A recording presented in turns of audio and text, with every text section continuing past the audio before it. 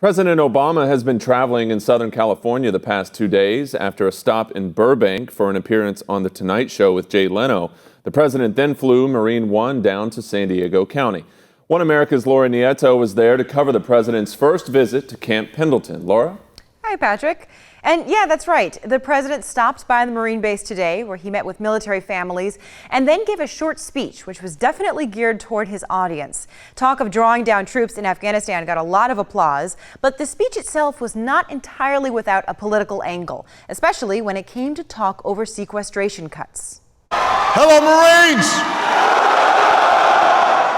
President Obama's first-time trip to Camp Pendleton was marked by the usual inspiring words of praise for the Marine Corps.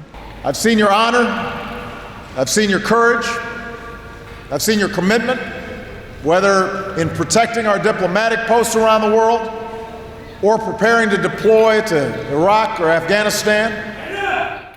After our nation was attacked, you were some of the very first conventional forces in Afghanistan, racing in hundreds of miles by helicopter, toppling that regime and driving al-Qaeda from its camps. The visit aimed at encouraging troops and their families to remain steadfast throughout what the president calls our final chapter in Afghanistan. But there was an underlying message to his speech. Amid all the fanfare surrounding the president's visit remains the very real concern of deep budget cuts affecting military resources. Here at Camp Pendleton, over 1,500 civilian employees face 20% pay cuts due to furlough days. Sequester kicked in. It includes defense, and we're already starting to see the effects. Here at Pendleton, you're feeling it. Hard-working folks are getting furloughed. Families getting by on less. Fewer ships available for your training exercises. The commissary your families rely on closed a day a week. We can do better than that.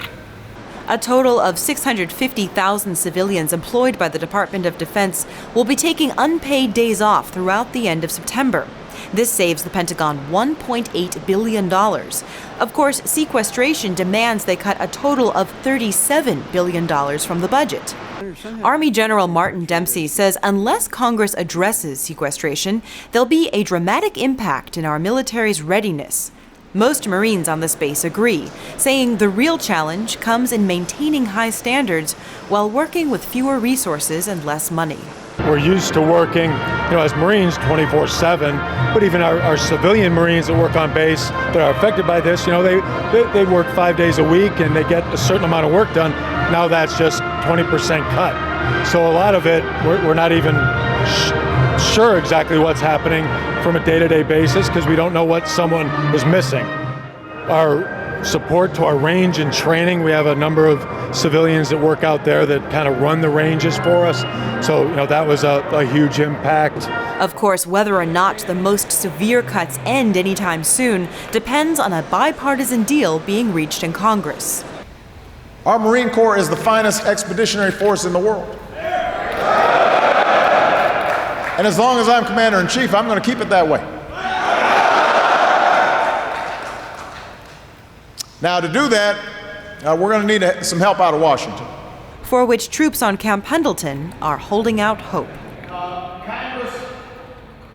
The president also talked a great deal about supporting programs designed to help military personnel transition back into civilian life after they leave the service. Continuing education and job placement programs are key.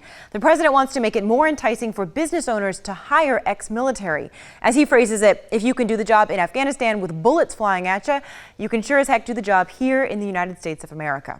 Okay, so Laura, with those budget cuts, how else are the soldiers you met today being affected by this? Actually, I learned one of the most interesting ways is Marines train for combat with role-playing drills, where they will actually have outside civilians play the role of enemy combatants.